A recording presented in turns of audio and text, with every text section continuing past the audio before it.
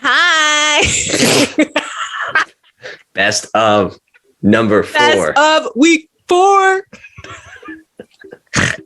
We're getting worse and worse. It's great. Keep going. Okay, so I picked this one. This is one of my favorite episodes ever. Also one of our higher downloaded.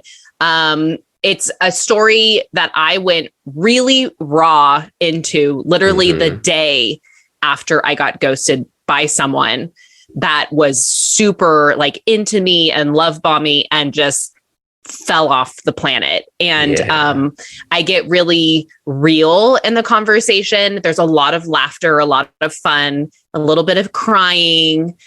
And the story it's mind blowing. Absolutely. Yeah. It's also the beginning of the hand job tutorial. Oh, that's right. Wow. Yeah. This is like the moment of inception. Conception. Hand job tutorial. Go subscribe to the Patreon. It's there. But yeah, I really hope you guys enjoy it. And we cannot wait to see you next week. Yep. Okay. And especially after all the things he was saying about, I know. He's like, don't worry. Yes. I know this will be exceedingly painful for you. I will never ghost you.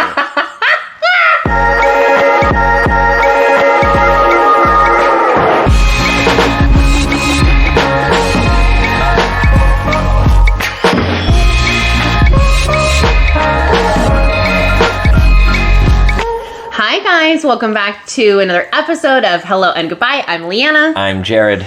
And we have an episode for you today. Are you going to make it through this episode? I was telling you yesterday, like, I'm so tired of, like, you got the tissue box. I like literally just moved the tissue box to within reach. Just in case. I am having, like, all of these hormone issues. I, like, a little TMI, but, like, I got some blood work done, and one of my thyroid hormones or antibodies is like off the charts, which could mean that I have an autoimmune disorder called Hashimoto's, which attacks the thyroid, which means I could potentially have my thyroid taken out. But right now, you know, do it in small steps. They've added like a thyroid medication, but it takes time for it to work. And I had tried going on birth control because I don't want to worry about getting pregnant. And then it was giving me hormone migraines. Oh, boy. And so then I saw a neurologist and he was like, you're just prone to migraines. You're fine. And it's just your hormones. And so then I went off the birth control. I mean, I'm just all over the place. I mean, I'm crying at pictures of cats. I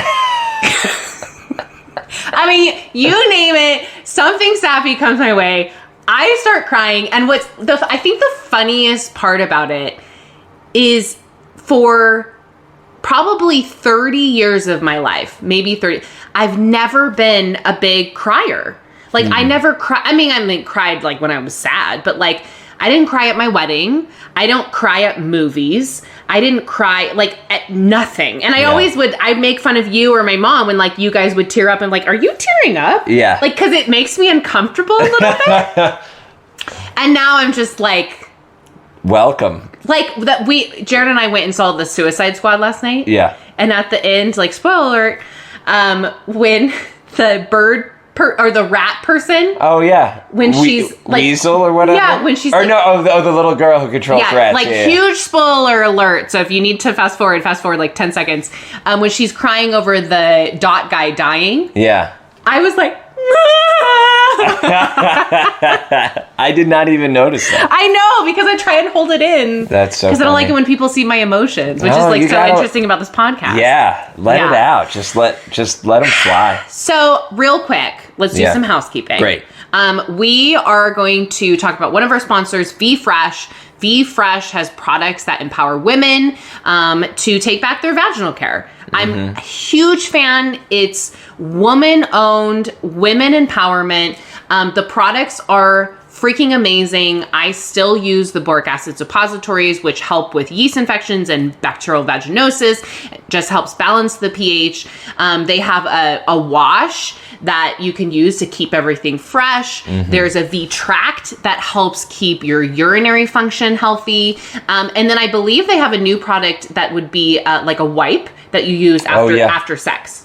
Oh, after sex wipe. And I use my boric acid suppositories after I have sex. and a couple days before my period, and then at the end of my period. And it helps like the infection. I haven't gotten one in ages. Wow. So if you want 10% off your first order, you're going to go to fresh.com and type in or use code HELLO2021. HELLO2021 at checkout. 10% off your first order. Get it in bulk. Yeah. I promise you, you'll love it. Yeah, and it helps support the show, and we appreciate that. It's like it's our best sponsor. Yeah. That's why you guys hear it every time. So anyway, and then we have the Patreon. This is like, you don't need to buy product. It's $3 a month. You can pledge more or less if you'd like. Patreon.com/Hello and Goodbye Podcast. We want to be supported by our listeners because we love you guys and we want to keep the show going. And I think it's like builds community and like, you know, as our show grows and the community grows, like, you know, like maybe we'll be able to bring back merch. Like that'd be fun, yeah. Like a hoodies called Manlyhood. Yes, yeah. You said the word manlyhood on last week's episode? Last week's episode. Yeah. And one of our listeners like, okay, well now I can't wait for my Manlyhood hoodie to come out. Let's go. Let's get 'em. Cred to Jared. And then the another huge thing you can do is subscribe, rate, and review on Apple Podcasts. If you have not rated, it takes 30 seconds. Open up the app, type in hello and goodbye, scroll down to the bottom, hit the 5 stars. You could leave a review that's just like, I love you guys. That's it. And then it'll help us out. We'll take it. Okay, so lots to talk about. Let's go to you. What do you got going on? So it's interesting, right? So I think I told this story a few weeks ago that, like, through our Patreon, I reconnected with someone that I knew. Oh, yeah. And we've been talking, and she's really cool. She's really smart. We're enjoying talking to each other. And then this thing comes up where it's like, well, hey, is this something? Are we, you know, like... Yeah, like why are we talking? Kind of, yeah. And I think it sort of started out as like, oh, we've been friends in the past and, you know, kind of, you know, it didn't start out as like, oh, like as explicitly romantic, right? And neither one of us has said like, well, what is this? Or I'm having feelings for you or like blah, blah, blah. But there's some of that, I feel like, you know, like there's some of like, well, I wonder what this is. Like, sure, absolutely. And you guys are both way more patient than me. I would have asked the second phone call. That's fine. I would have been like, what are we? And maybe there's like a little bit more of that on her end. Like, because... You're just like not in the space. Yeah, because I'm not in the space of like wanting the snowball to like roll down the hill to like something bigger or whatever. Yeah, you're enjoying the friendship, you're enjoying the camaraderie and like kind of like reminiscing about... Yeah, and just connecting with someone on an intellectual level that's cool and now like on an emotional level in some ways. Yeah, you said to me, you were like, she reads more books than I do.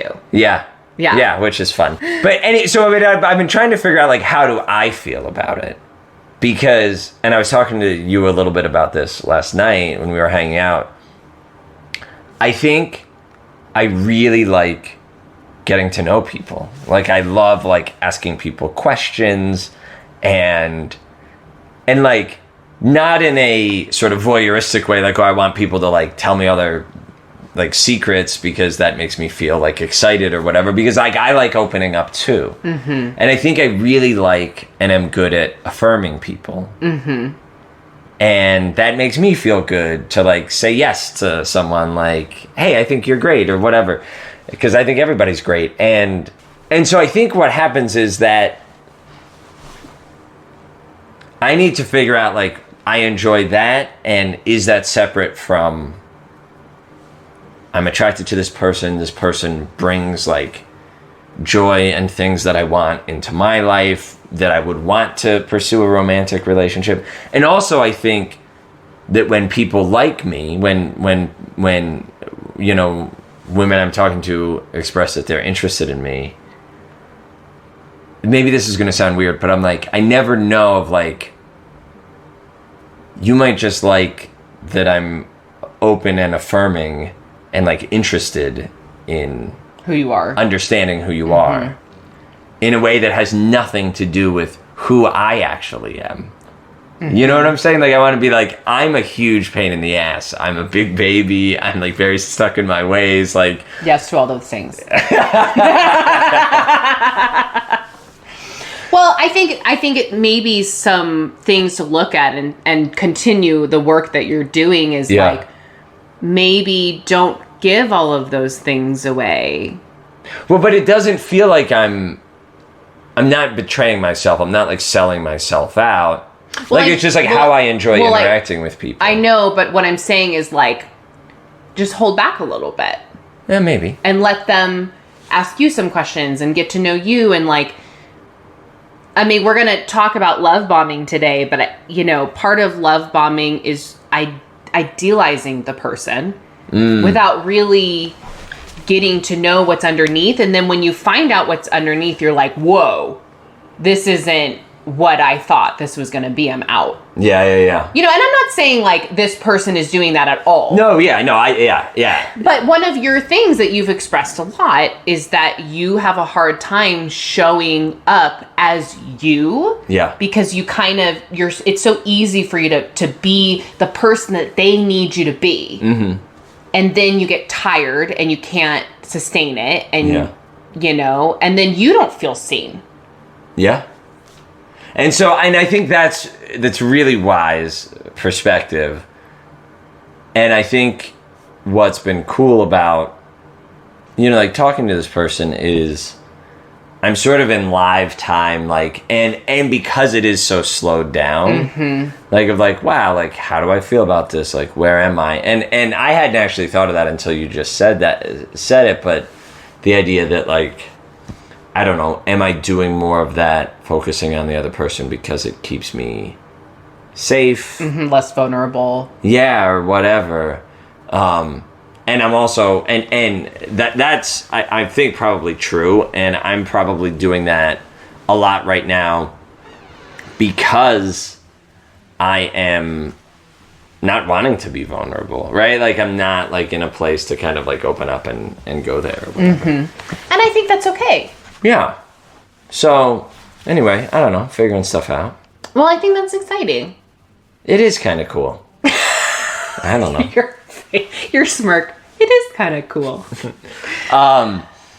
But I think, thankfully for our listeners, you're having enough adventures to make up for my very boring, like, hibernation period. Okay. Before we get into the story, I want to say a few things out of the gate. One, I think this person is a phenomenal person. Okay. And I really like him still, really. And I don't think he meant to hurt me. And I think his actions were solely his own stuff. And I want to be sure that we don't bash him today. We're not talking bad about him. And we're going to say things of our perspective of what we think happened. But ultimately, like, he has a side of the story too. Absolutely. So I just want to make sure that everybody knows that I have a lot of respect for this person, even with how things went down. The second thing is we need to talk about vaccines for a second. Because vaccines is a huge part of this story. And I really liked how when I was telling you what happened yesterday, I really liked how you kind of broke down why it's so important for me to be with someone who is vaccinated and who believes in the vaccine mandate. Now, for those of you who are like, I don't like this. I don't want to talk about it. Like, I don't believe in the vaccine mandate. I don't believe in vaccines. I don't want to get vaccinated. Like, I want you to feel comfortable continuing to listen to the story because we're not going to bash people who aren't vaccinated. But you have to remember that my truth is this is someone who I want to have a partner in life. And to me, this is a values thing. Yeah. And an ethics thing. And you may disagree with that, but this is important to me. So, again, I'm not trying to project on you guys. You have a right to your own beliefs, but we are going to share with you what our beliefs are. Yeah.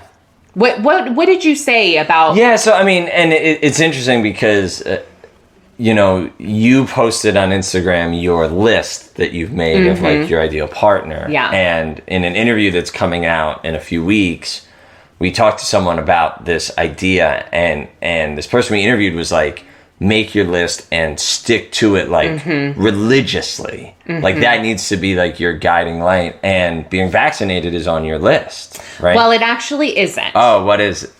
So I actually, so after we met, I looked at the list again, and vaccination was not on there. Liberal was. Empathy, kindness. Yeah. Well, and so that's what we were talking about last night, is this idea that it's not just this one quote unquote political issue, but it's important to you because it's sort of like a signifier of, is this person someone who's values being caring towards others above like their own personal their own personal comfort or whatever, or just like, hey, look, maybe I don't think I need it, but if it might keep one person a little bit more safe, then why not, right? And also, I think believes in science and stuff like that, and like what is part of your truth and your worldview, right, is like your father is a healthcare professional, right? Like he works in hospitals. And he's 81. Yes, and therefore vulnerable, and so, and both of your parents who are over 65, right? Like you live with them, and so this is a constant everyday thing to you of like having to be aware of like their safety and the way your actions and the actions of everyone around you are impacting you and therefore impacting their safety and stuff like that. So well, and what's also interesting is even though it's not on my list, I had my coaching session with Victoria, the one that we had on the dating coach that we had on the show 2 weeks ago. Yes, Victoria Moretti. Yes. Yeah. And in that coaching session, I very exacerbatingly said, is that a word? I'm trying to figure out what you're trying to say. But go ahead. I said, I want to be with someone who believes in the vaccinations and believes in the vaccine mandate. Yeah. And I was frustrated. It was a frustration thing. And then I had a FaceTime call with this dude. So let's kind of, that's like a little teaser. Okay. So the guy that we talked about last week that was, again, kind of moderate, conservative. He said we have all these things different, which is true. Yep. And then, we had sex and then he bailed on me and I was bummed and felt stupid. And so I'm like, you know what? One of our listeners, Allison, had been talking that she had been on Tinder, because where she lives, Bumble isn't as like, popular like this. And to be frank, like I posted something on Instagram, but I feel like Bumble does sometimes encourage men to like not put an effort in because the woman has to make the first move. Yeah. And I'm just kind of tired of it. And so I downloaded Tinder. Okay. The night that everything ended with that other guy. Yeah. And I was like, you know what? Whatever. Like, I'm just going to try this. And almost immediately matched with this guy. Now, I did send the first message. Okay. But it was something super, like, I loved his profile, very handsome.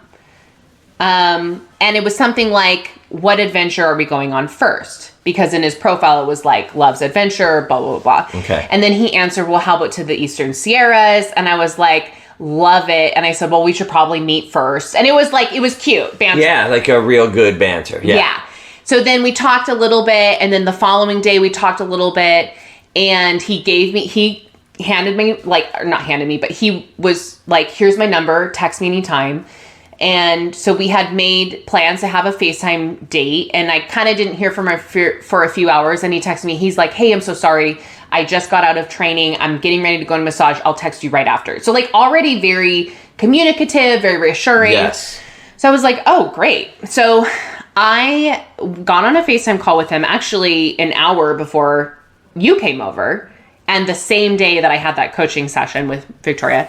And it was amazing. Like it wasn't like immediately like spark attraction, like I want to rip your clothes off, but he was like charismatic and sweet and asking me questions, and the conversation just flowed. He was funny and attractive. And then in the middle of the conversation, he goes, well, listen, I have to tell you something. He's like, there is one caveat that I saw on your profile. And on my profile, at the end of it, I said, vaccinated only, please. And then even on my photos, I said, vaccine saves lives. So obviously I'm like pro-vaccine. Yes. And he said, I'm not vaccinated. And I just like, I didn't respond right away because like, I was so like, what? Like, why? And so I just asked him like, well, why? Yeah. And then he went on, he's like, well, my family is. And they keep asking me, why haven't you got it yet? And he's like, and the truth is he's like, I'm really fit. I'm active. My immune system's great. He's like, why would I need it? And he's like, but I will let you know that I think it's coming soon at work that we're going to have to get the mandate or the vaccine. Yeah. And he's like, and so I will be getting it at some point. And I'm like, well, why are you waiting for someone to tell you to do it? Yeah, that's really interesting. Yeah. So it's not like he wasn't anti-vaccine. He didn't not believe in the vaccine, but he couldn't grasp why. He felt like it came out way too soon, and he couldn't grasp like why he needed it because he would be fine. And his big thing was, if you can pass it even after being vaccinated, then why get vaccinated at all? If you can sort of catch and transmit COVID, even if you're vaccinated. Correct. Which I think is a valid question. And yeah, but that's like, there's that thing where people are like, well, if the seatbelts work, why do you need airbags in the car? You know what I'm saying? Well, well, let's have both. Yeah, right? And I brought that up, and he was like, well, I didn't even wear my seatbelt today. I'm like, I think he has a hard time being told what to do. He's very stubborn. He has a mind of his own. So anyway, which by the way, yes, you can get COVID if you're vaccinated. However, the rate of getting it and transmitting it is so much lower than if you're not vaccinated. And people are dying who are young and unvaccinated. Absolutely. So no one is like, just because you have an immune system, like a great immune system or whatever, you're still prone to being really sick or giving it to someone else who's not vaccinated and they're really sick. And my whole thing is like, we just need to all be in this together. If it's just one group project where everybody gets along and we all come together as a team and we realize, and this is kind of what I said to him, and I was very calm about it, but I said, you seem, I don't know you, but from the things that you've told me, you seem like a really empathetic and kind person. And I said, and to me, that's why we do the vaccine. That's why we take it. Because it's not about us. It's about everybody else that is affected by those people who are not getting vaccinated. And so then he was like, yeah, I see your point, and blah, blah, blah. And he was like talking in circles. And by the end of him talking in circles, he had kind of talked himself into getting the vaccine. And he was just like, he was just kind of stumped. Like he realized, he was being dumb. Okay. I mean, did he say like, I'm going to get the vaccine, or was he like, wow, like, that's a really interesting perspective. Like, you've given me a lot to think about. Kind of like that. Okay. Yeah. Plus, he was still banking that his work was going to make him get the vaccine anyway. Yeah.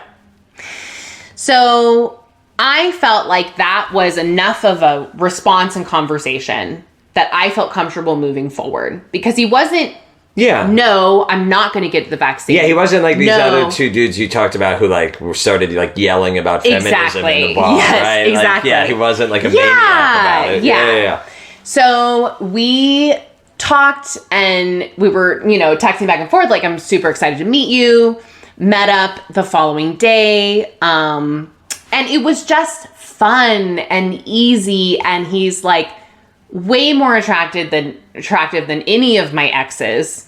Tall, which no shame on short guys. I like it. I prefer it. Shout out short kings. Shout out to all the short kings. And opened doors for me, didn't even let me grab my card. Like, these are, and again, like, these are all things that I like. These are preferences. And we kissed. Well, these are preferences, and also, like, they're showing you that, like, he seems very interested in 100%. You as well, right? Yes. Yeah.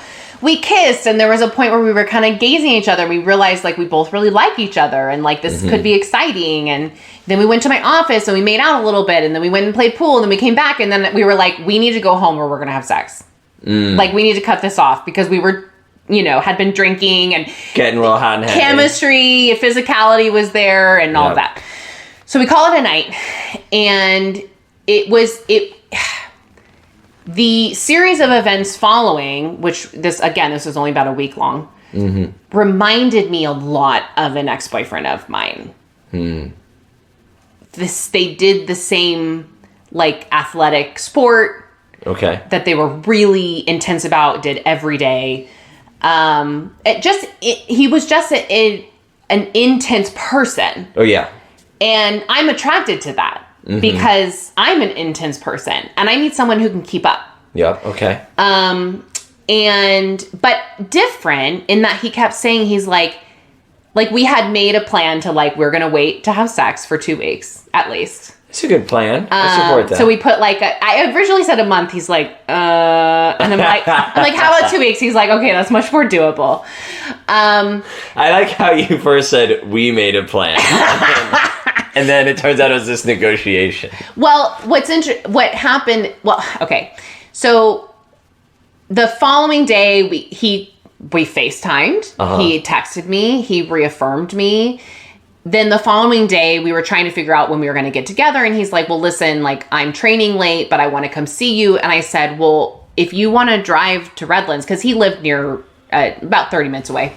Okay. I said, I'm exhausted. I hadn't been feeling good the day before.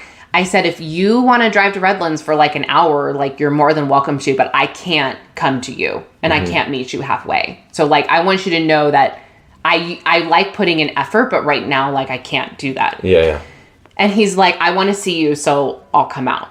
Oh, wow. So I made him a sandwich. That was nice of you. And we met at my office and hung out for an hour and a half. Mutual effort, sure. Yeah. Love it. And we made out and fooled around. And he said to me while we were making out, he's like, I just want you to know, like, getting to know you is more important to me than being physical. Yeah. And just, and... Which immediately, like, melted you. Oh, 100%. 100%. That's exactly what you want to hear from a man. Yes. Exactly. Yeah. But I really I believed him. Absolutely. And I truly think that he meant it. I do too. Because there was no pushiness. There was, he would ask me, like, is this too much? Like, very respectful. And then I was dog sitting in the same town close to where he lives. Got it. So he came over a couple days later and we made, like, a night out of it. Like, I had a really, like, frustrating hard day and I was going to make us some food because I had gotten this food. I'm trying not to eat out as much. Shout out to Brenda. But he called me and I was, like, kind of freaking out about us a little bit because it was moving fast. It was moving fast. He was texting me all the time and calling me all the time. And I thought about something that my therapist told me recently where it's like, continue to explore the guys that you feel smothered by because you're so used to the guys that you have to chase. Interesting.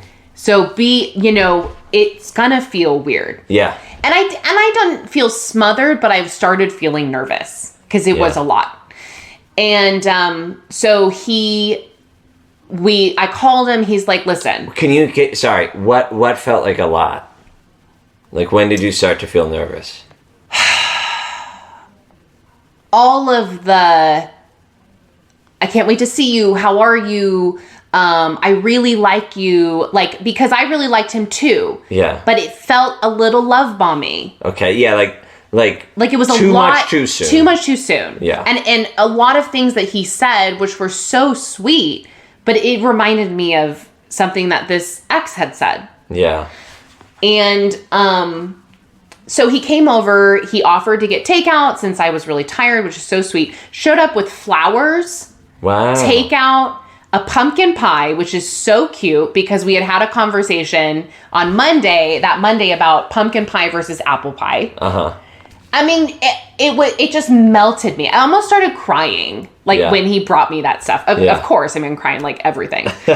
He could have brought me like a pencil and a piece of paper and I'd been like, oh, you brought me something. That's hilarious. Comes in and we eat. So I finally had some food in me and I just said, listen, I would love to have a conversation with you about kind of where things are going. And I said, I think some of my feelings today are because this is terrifying. This is fucking terrifying because I like you and this feels familiar and it's very vulnerable and I don't want to get hurt. Yeah. And he was just like, yeah, he's like, it is fucking terrifying. And it was like just nice to hear that from him too. Because in the past I've gotten like, no, I'm not scared at all. Yeah. You know, it was nice to hear that. And he was just like, he's like, you're different. Like, you're different than any other woman I've ever dated. Mm-hmm. He's like, and I feel differently about you. Mm-hmm. And then he said that he had called a friend and wanted to talk to a friend about me. And he's like, I'm not going to tell you what I said. I just said some really nice things. And but then he told me his friend's response, and his friend's response was, yeah, he's like, when I met my wife, those are the things that she had. So then I'm like, so this is so fascinating because on one hand, like, it's so great that his response to you was so validating and very like sort of emotionally mature and secure and all these things.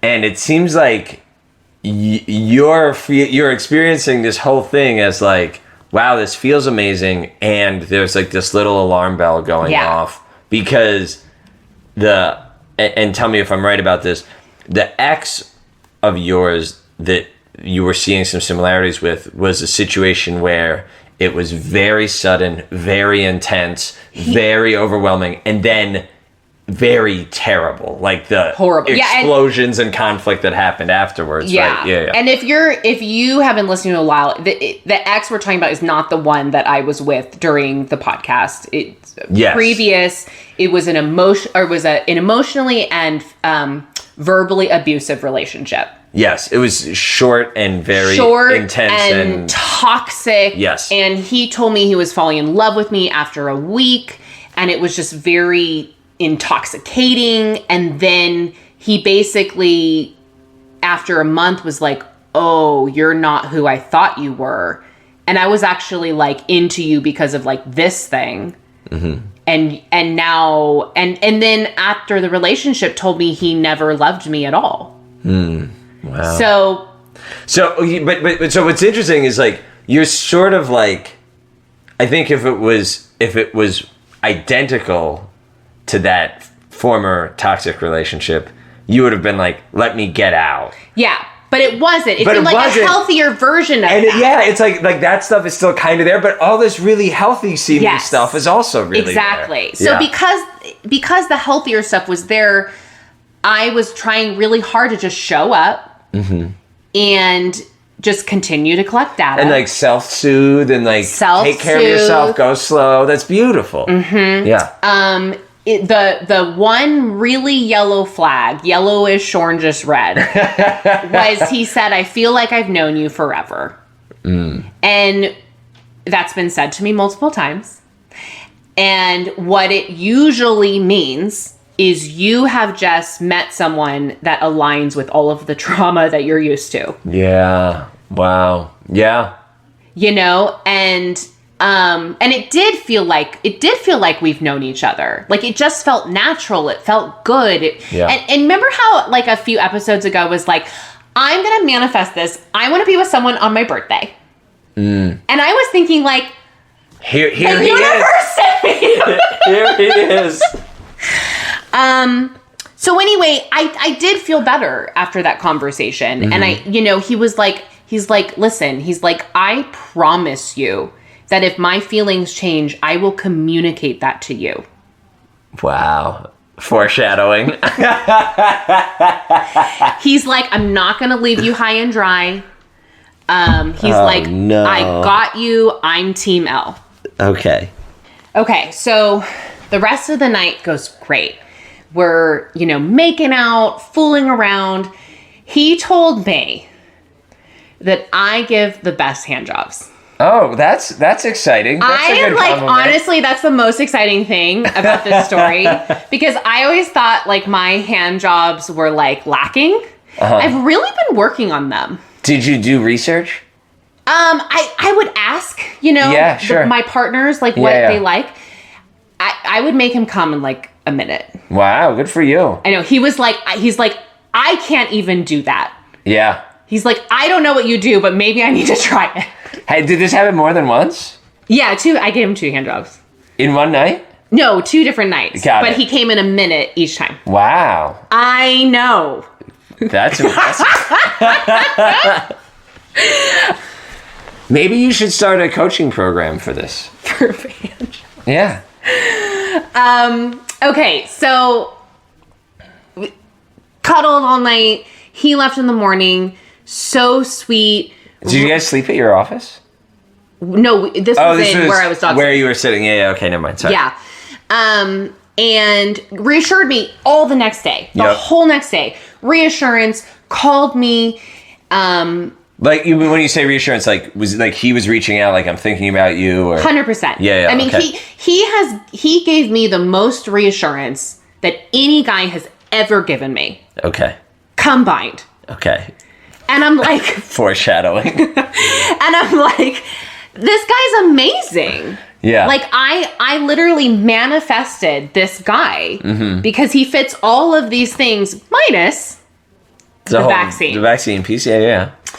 So anyway, next day happens.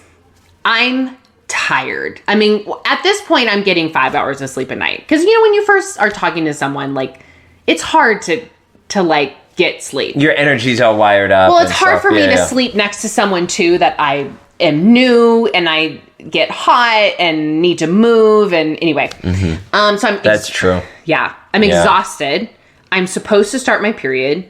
My hormones are insane. And, I'm having all these migraines. My eyes hurt. Like, there's all these things happening. And because I was house sitting for, like, where he was close to work and live and whatever, it just kind of made sense for him to come over again. Okay. And it was a later night. So he would basically come over, we'd eat, we'd talk a little bit, then we'd go to bed. And then wake up in the morning, he leaves. So to me, it didn't seem too much too soon because it wasn't like we were spending, 10 hours talking and hanging out. Yeah.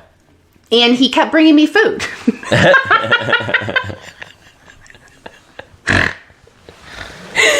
That's important and powerful. Yeah.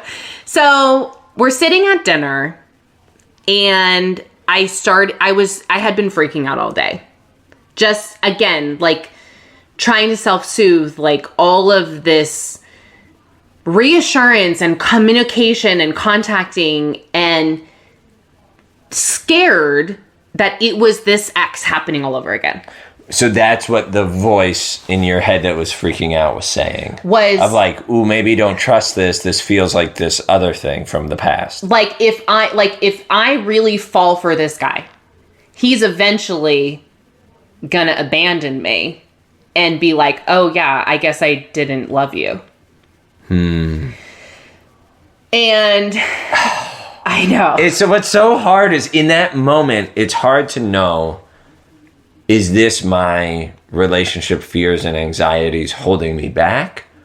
Or is this like a gut, a really wise right part of me, like that sort of gut feeling that knows something's off? And like when you're in that moment, you don't know which one it is. Well, and I was trying not to self-sabotage because all these other things had been so amazing. Yeah.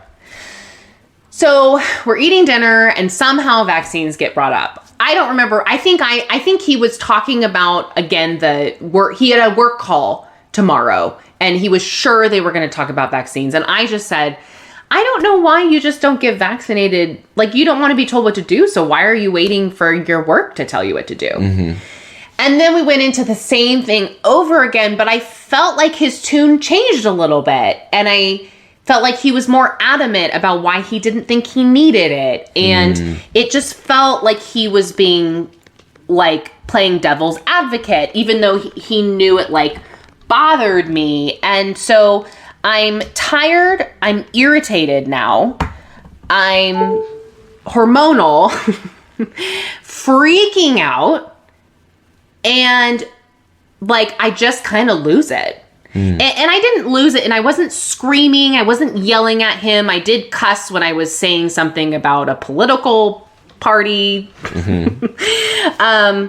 which I don't think he liked because he has friends that are in the, that believe those things. And I mean, I do too. I'm not going to cut people out of my life. Yeah. But this is different. He would be my partner. Yep. And basically, I was like, I'm getting heated. I was like, I could tell he was taken aback by my response of how extreme it was like that. Yeah. And I just said, listen, I said, I'm sorry. I'm getting really heated. I think we just need to table this conversation. I said, I'm exhausted. And I don't remember exactly what he said, but it was something to like, well, why are you getting heated? And I said, I'm frustrated because I had told myself that I wouldn't date someone who wasn't vaccinated. And I said, I have spent months advocating for the vaccine, advocating on the podcast, on my social media. My whole family is vaccinated. My dad won't even be friends with someone who's not vaccinated. So how can I justify it? And it was, I think that's harsh, but it was true. Yeah. And he asked me about my feelings, and that's how I felt. And that's what I was going through. And I think that was so painful and hurtful to him in that he felt like I was going to leave him and abandon him for something that really didn't matter to him. He didn't understand why it mattered. I don't know this to be true, but it seemed like he didn't really understand how that could be something that would make me not want to be with him. So it just kind of went back and forth for a little bit. And when I start arguing with a partner and I feel like the relationship is threatened, this person's going to leave me, I go into what I call an anxious freeze. I can't process. I can't make eye contact. I can't move. Like, I don't know what to do.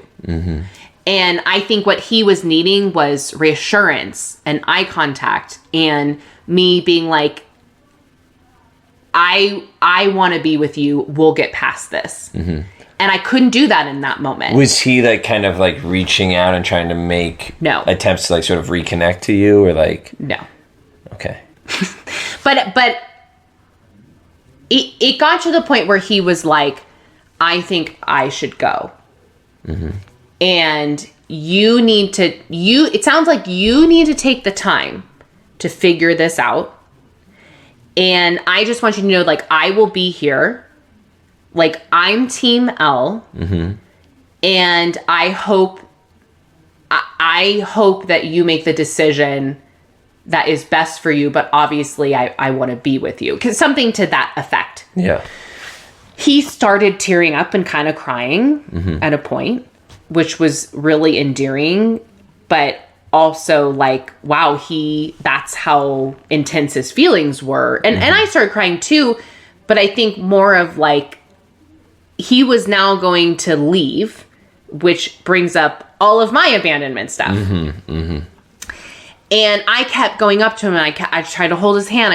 And I was just like, I want you to stay. Oh, so now you're making the bids to reconnect. Yes. Okay. And I was like, I want you to stay. Like, I don't want you to go. Like, we can just go to bed. Like, we'll talk about it tomorrow, you know.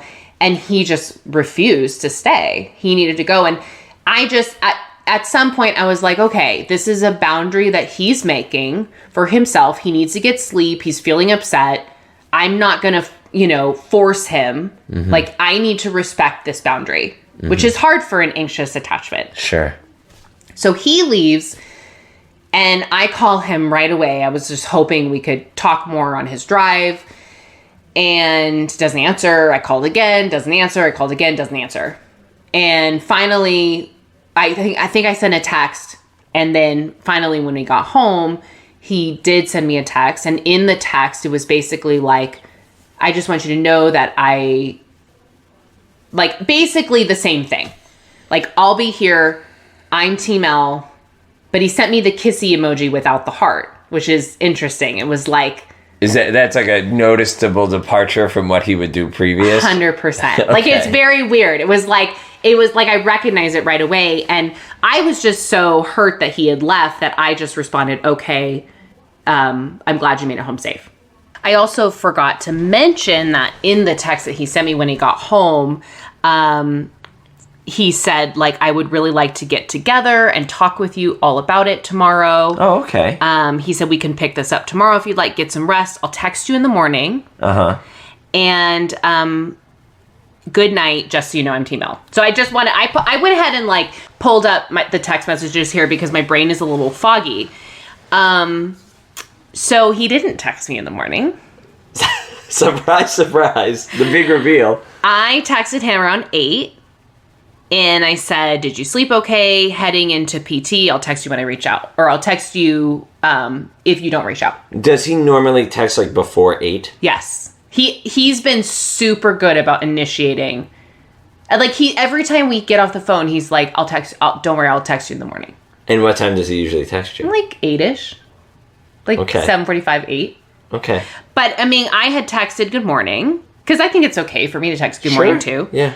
And then he didn't reach out. And I was just like, you know, I'm going to send some voice text because I don't know if he's being like avoidant or if he feels, you know what I felt like is I felt like he felt so insecure because he didn't know where he was at with me. Because I was the one that said I didn't think that I could date someone. So I wanted to give him some reassurance. So I sent some voice text basically just being like, I want to get to know you more. I want to continue to be with you. That's more important to me than the 67% of unvaccinated Republicans. And I want you to know, like, I miss you and I thought about you all night. He responded actually pretty quick after those voice messages. And he said, hey, you know, good morning. I had quite the morning with work so far. I would still like to talk to you when I'm off today. I hope you have a beautiful day. Okay. And so then I'm like, okay, I understand. Thanks for letting me know. I just wanted to express some things in the voice text, but we can wait to talk when you're done. I finish work at 4:30. Hope you have a great day. And then he kind of made a joke.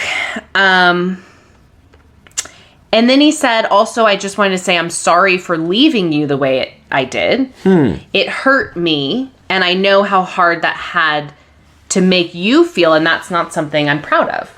Okay. So he's already giving me reassurance. Like self-aware. Yeah. And I said, thank you. I appreciate your apology. I'm sorry I hurt you too. Okay. And then he goes, I'm not mad at you at all. I just felt very vulnerable yesterday, and I got scared, if I'm being honest. Wow. Okay. And I said, I know. I said, I really do understand. Conversations like those where the relationship feels threatened causes me to enter into a freeze stage. that's why I just wanted to go to bed with you, because I knew we'd feel better in the morning. But I also get that you needed sleep, blah, blah, blah. So we're kind of going back and reassuring each other. Mm-hmm. And he said, no, it wasn't, because I had asked him, do you think it was a flight response? He goes, no, it wasn't a flight response. I could tell where you were at and how it was impacting you. So I think he could tell that I was in that kind of, okay. you know, sure. And this is so wild reading these back. Why? I want to build something with you. And although my actions were harsh, it was to give a little bit of time to process and regroup. You're worth taking that time to see what's possible. Wow. Okay. So he's really telling you, like, I'm still here. We're in this. Yes. Okay. And then I said, I appreciate that. I just didn't want you to make that decision for me, but I understand that you needed that space. And then I said, I really appreciate your reassurance right now. It's helping me a lot. Because I was super anxious. Nice, yeah. And then I asked him, did he sleep well? He said, no, I didn't sleep much. You were on my mind. Okay. And then I said, I'm sorry. Maybe on a weekday, if we start to disagree, we should just table the conversation if it's super late so we can sleep and get to work more efficiently. I had a repeating dream all night that you kept leaving me, laugh out loud. And then he did like the little sad face. And I said, anyway, if you want to continue texting, we can, or if you just need the day, I can give you the space and wait till you're done. Uh-huh. What are you laughing at? Nothing. I just keep going. Okay. So I'm waiting for the exciting conclusion of the story. So then he didn't text me for a while, and then he said, sorry, I'm slammed with work right now. And I said, no worries. And then I didn't hear from him again. And I said, is everything... Oh, no, wait. No, yeah, I texted him like an hour later, says, everything okay? He goes, yeah, it's just been one of those days. Is this now like after work time? No. Okay. He's at the end of the day. So it says, I'm off in an hour, I'll call you once I'm off. And I said, well, I teach till 4:30. And he goes, oh, okay, well, just call me when you're done. I hope you have a wonderful day of teaching. Just a heads up, this is still him, you're still running all through my mind. Okay. And I said, same. Okay. So 4:30 goes by, and I said, hey, I'm ready if you are, FaceTime or phone. No answer. Uh-huh. I called him. He did answer. But okay. I could barely hear him. The reception was off. And I said, where are you? And he was like, oh, I went to a park. I really need to get like an upper body workout in before I go do this thing for my family tonight. Okay. And I was like, oh, so you need to do that right now? And he's like, yeah, like I just really need to get it done, like blah, blah, blah. And I'm like, oh, okay. So like the 4:30 time that we had, I mean, I didn't say this, but this is what I think in my head. Sure. Like, so we had made a time together to talk. Yep. And now we're not doing that. Mm-hmm. So I'm like, okay, do your thing. We'll talk later. Mm-hmm. He told me he would call me about 8:30. I didn't hear anything. Yep. I texted him about 20 minutes after 8:30 and I said, hey, I'm assuming you're still with your family. I haven't heard from you. Are you still open to talking tonight? Mm-hmm. And then he just sends me a picture of him and his family. And I said, I'm tired. Are you going to be much longer? Because he sent me the picture like a half hour after I sent that. Okay. He said, blah, blah, blah. I'm tired too. Go ahead and head off to bed. It's been quite the 24 hours. Okay. I said, I wish you would have communicated earlier because I had 8:30 in my head and then I was just waiting. Uh-huh. And he goes, I'm sorry I was playing and hanging with them. Wasn't intentional, but I'm sorry I didn't reach out. Okay. And then I said, I appreciate your apology. I do feel the need to be transparent here. This whole day has been super shitty. I waited until 4:30 to talk to you, and then you had decided you were going to work out. That tells me that I wasn't a priority or the conversation wasn't. Mm-hmm. Today didn't feel like I got you in Team L. Do you even want to talk? Because it feels like you may be avoiding it. Fair, yeah. So he says, I understand that and I appreciate you being straightforward with how you're feeling. It's so crazy because this is like a very healthy conversation that is going on. Yeah, I guess. Yeah. And he goes, today was a long ass day. You were right. I wasn't ready to talk about everything at 4:30. I didn't want to over the phone. I feel like we needed to be in person. Which maybe he could have just told me that. Yeah. And he was like, I get that you don't feel like I've shown up for you today, but I was pretty taken back yesterday, and that fucked with me, to be completely honest. Uh-huh. So now it's like, I don't know. So I said, I understand. Thank you for clarifying and for your apology. Now, the problem is at this point, I should have just stopped with that. Because at this point, I was feeling like this guy is pulling back. He is going to abandon me. Yeah. He gave me reassurance all day long. He told me it was my decision. He was going to be here for me. He couldn't wait to talk to me. He wanted to talk to me. He wanted to see me in person. All these things. And now all of a sudden, it was the sentence, I was pretty taken back yesterday, and that fucked with me. And to me, that was like the trigger.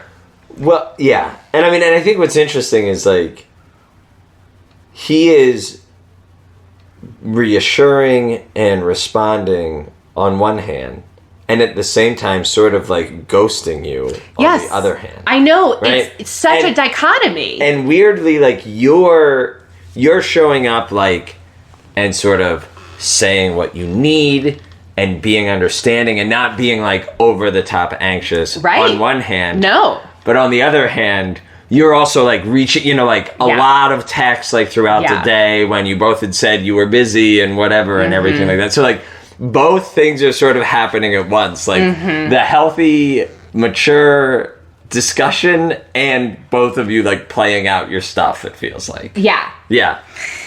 So then this next set of texts that I sent him. Send texts. There's like 7 of them in a row. I just had a lot to say, and I'm not good at like putting it all together. And he had sent me a really long text, so I'm like, all right, I can send a long text. I said, I understand. Thank you for clarifying, and thank you for your apology. I think we both got hurt yesterday.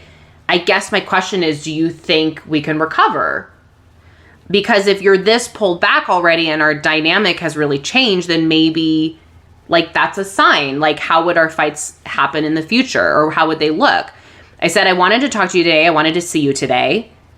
I've taken responsibility for my part, and I feel like I've been vulnerable. But if that's not being reciprocated, then I need to protect my heart and move on. Mm-hmm. And then I said, also, if you need more clarification from me or more apologies, you can always let me know. I'm not saying I'm doing things right and you're not. Mm-hmm. And then I said, I hope this translated in the way that I meant it to be. Please ask me if there's anything you need clarity on.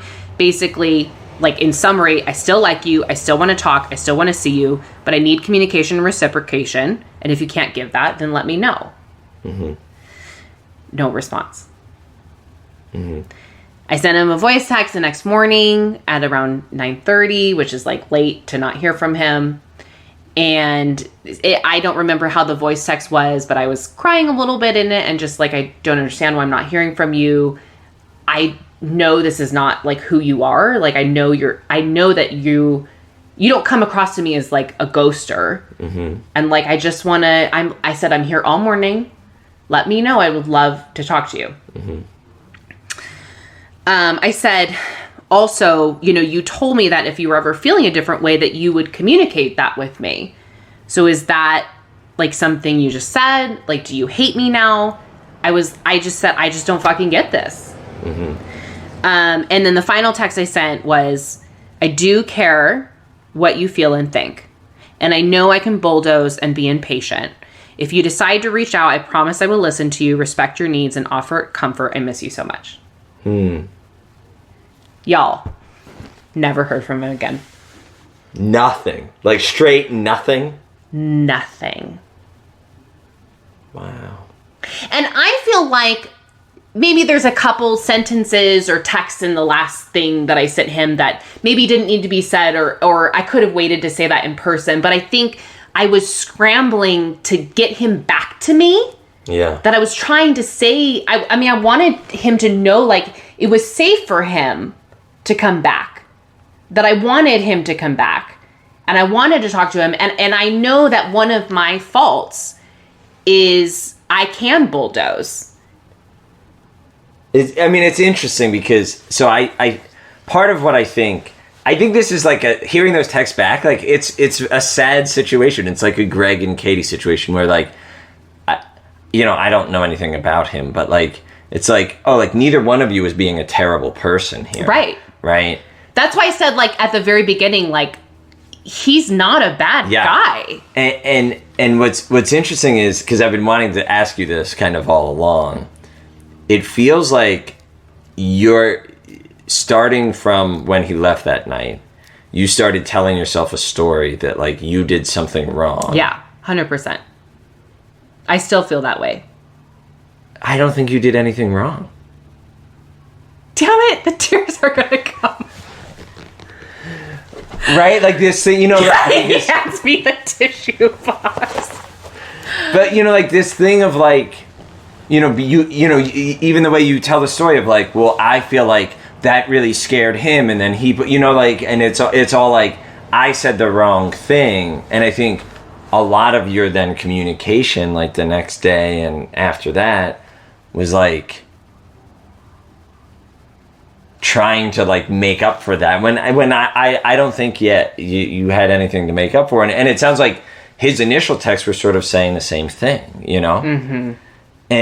and so that's one of my big takeaways is like you didn't do anything wrong. And interestingly, his words were saying like, you don't have to be afraid, I'm still here. And his actions were saying the opposite. Mm-hmm. And in some ways, your words were saying, you can have space that you need. And your actions were sort of saying the opposite. Mm-hmm. You know what I'm saying? And I think you guys just got caught. I guess what the space that he needed compared to all of the communication that we had the following week, like space to me was like, yeah, take a few hours, like take some time. And it wasn't like, I had heard from him all week long. Yes.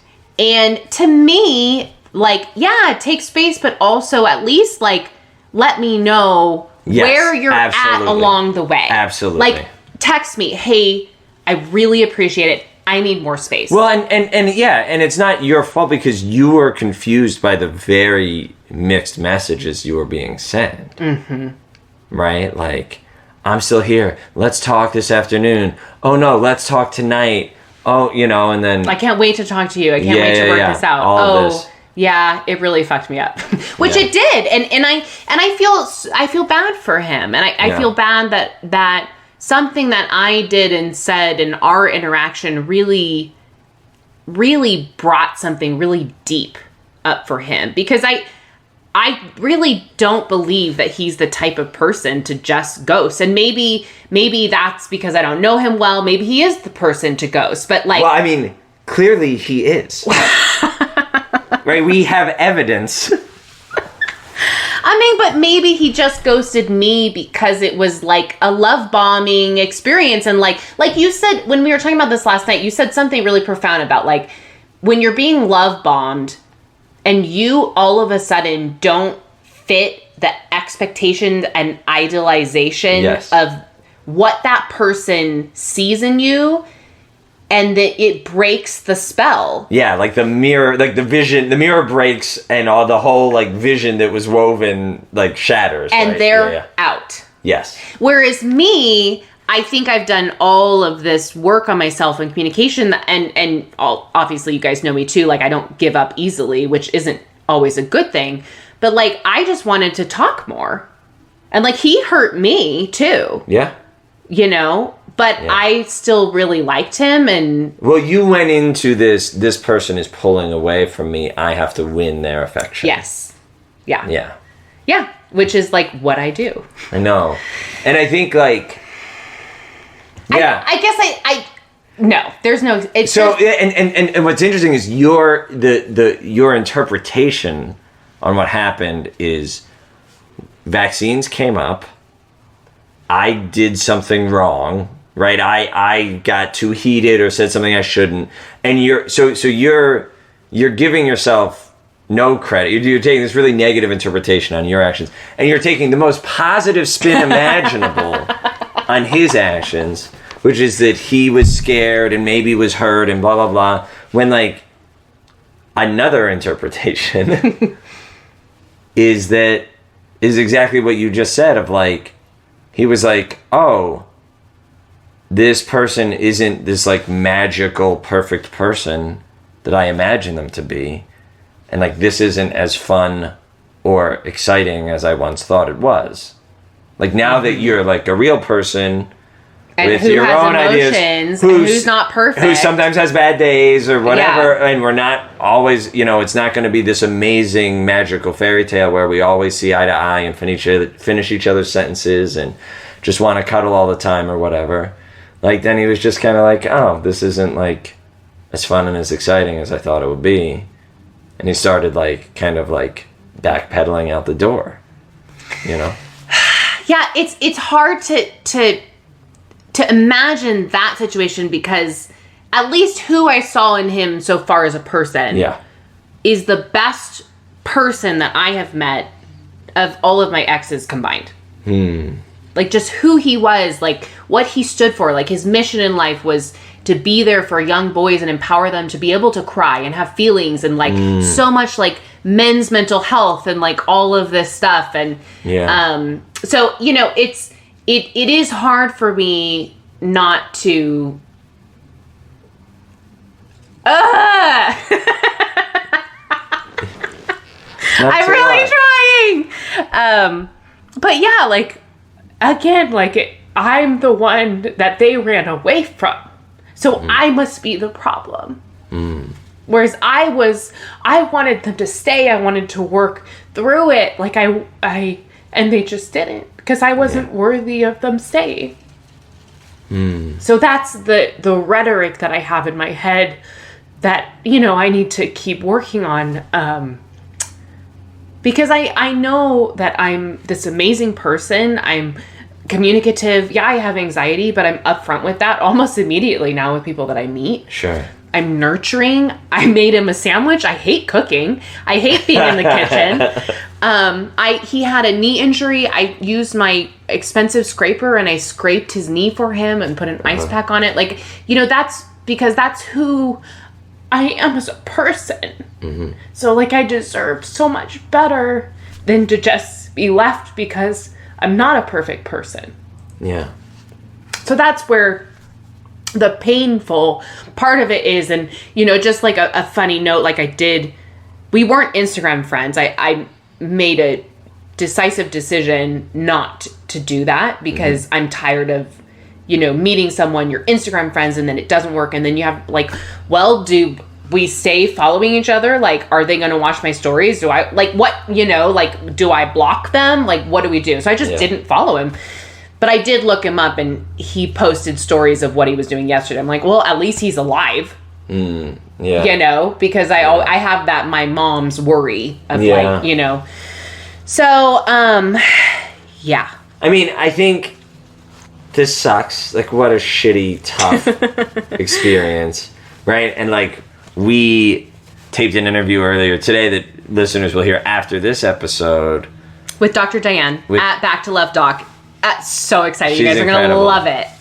And, one of the things that she said is just kind of like, at one point she kind of did a little bit of like, yeah, those are the breaks. Like, you're going to, like, getting healthier doesn't mean it's going to work out with everybody. Like, there's still going to be a lot of that, like, misalignment or even that disappointment of, like, I thought this was going to be great and then it wasn't. And so I think that happened to you in this instance. Like, the carpet got pulled out from under you in a way, and that's really shitty and painful, and I'm really sorry that happened to you.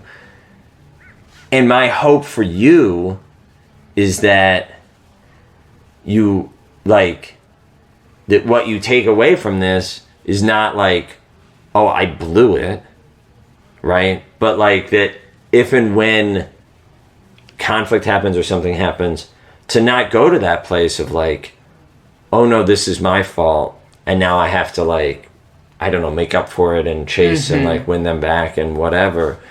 Right? Because it's that, what you just said about kind of like that, what that voice inside of you was telling yourself at this time, like my wish for you as like one of my dearest friends is that voice, like you learn to shift that voice into like, I am so worthy that like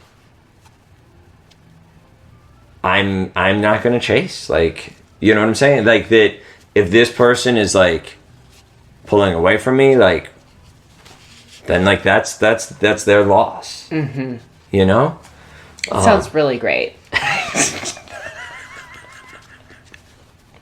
Well, I want to do something really quick to end. So I had thought about, when this because I get into a dark place. It, with my mental health issues that I have to continually work on, and when I experience this abandonment,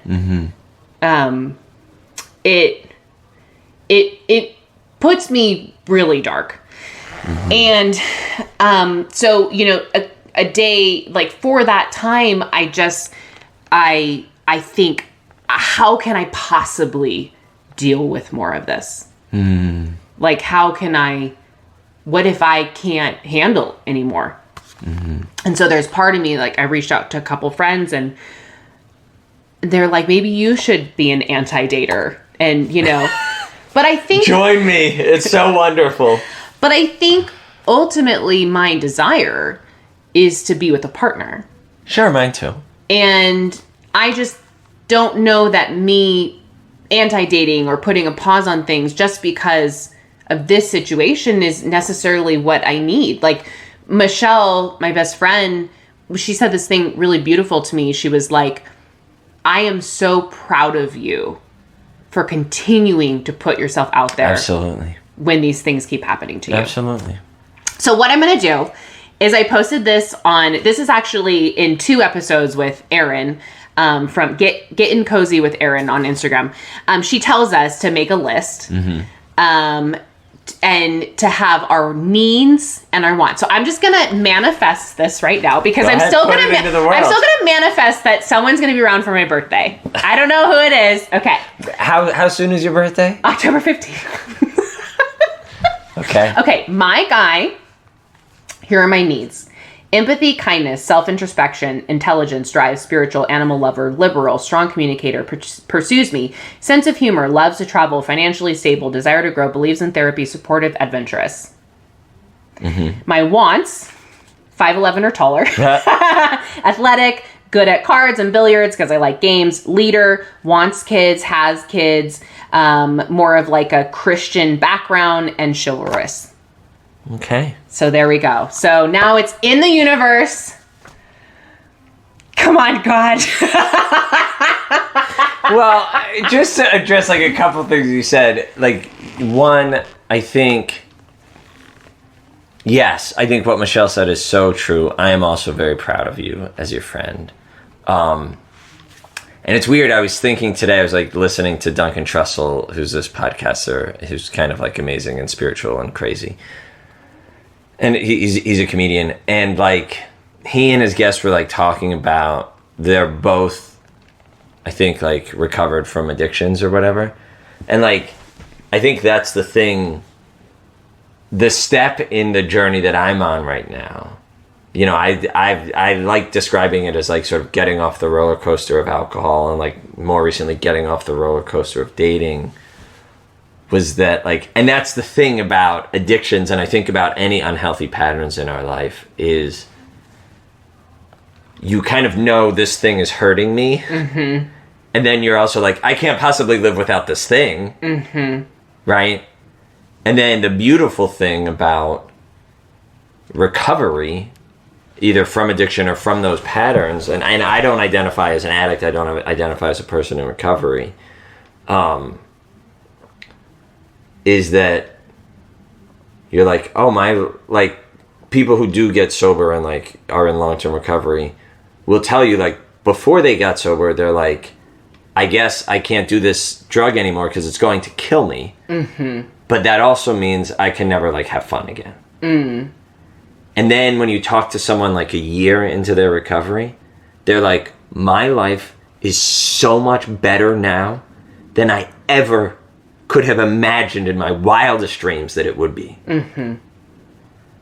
And I think for me, my reason for stepping away is to strengthen that connection with myself, to like work on loving myself and finding out who I am. Mm-hmm. And because like, yeah, like you're right. Like you gotta ante up and like play a hand if you want to get close to someone. Mm-hmm. And the risk you're always going to take is getting hurt by that. But I think the question is like if where, like I know for me where I am right now, I don't think continuing to like, you know, throw down my chips and play hand after hand. Oh, it's not helping me. It's actually hurting me. Yeah. And if what I want in my life is this longer term idea of being partnered, because that's what I want.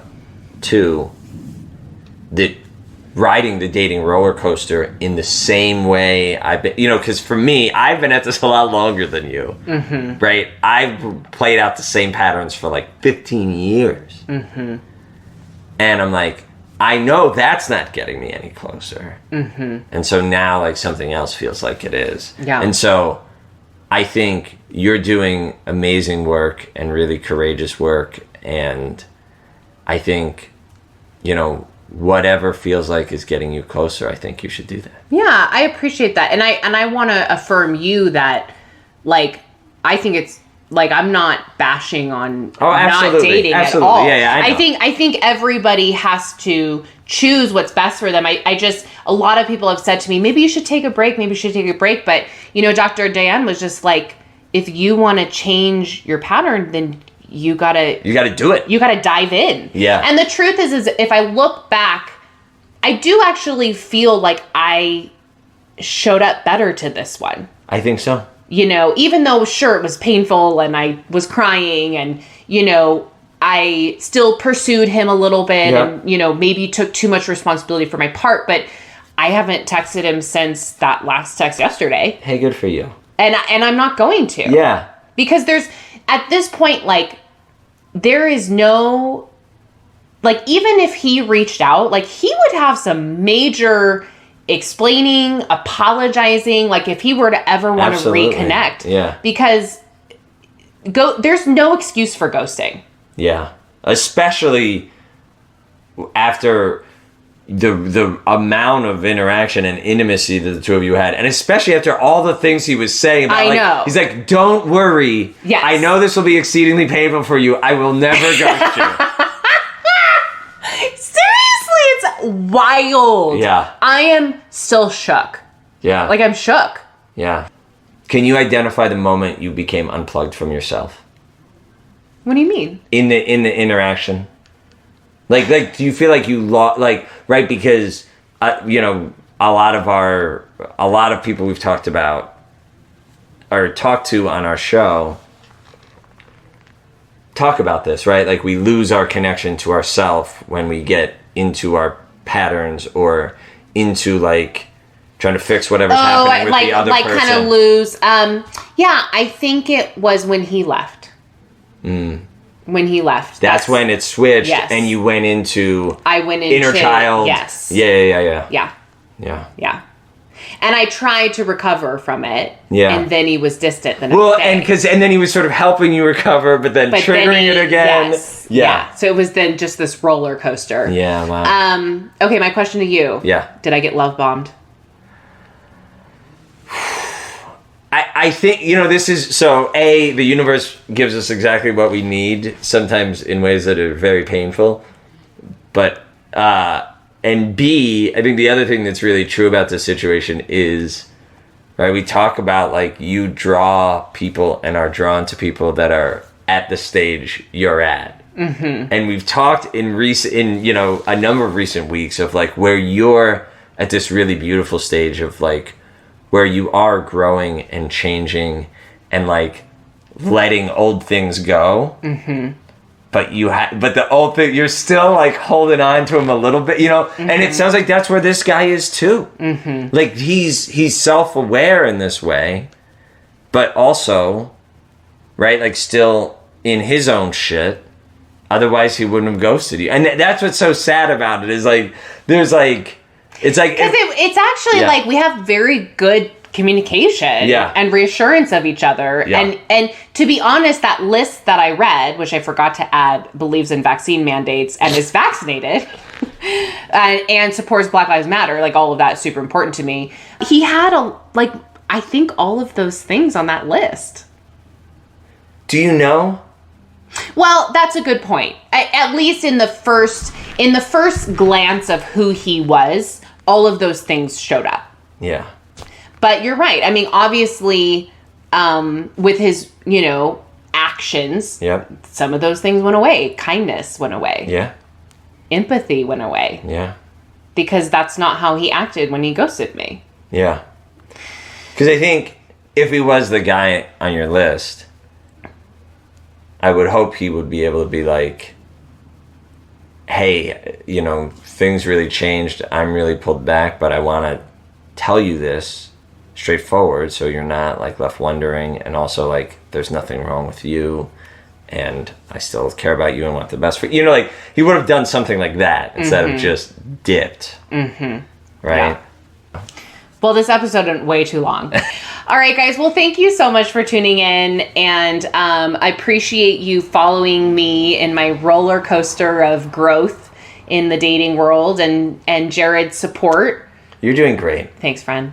Thank you, friend. All right. Do you want to take us out? Sure. So find us on Instagram at Hello and Goodbye Podcast. No, wait. Hey, at _Leanna Joan, at the real Jared Rodriguez. Subscribe, rate, and review. 5 stars only, please. Tell a friend about the show. Thank you for listening. Thank you for reaching out to us and letting us know what the show means to you. That means a ton to us. And we'll see you next week. We love you. Bye. Bye.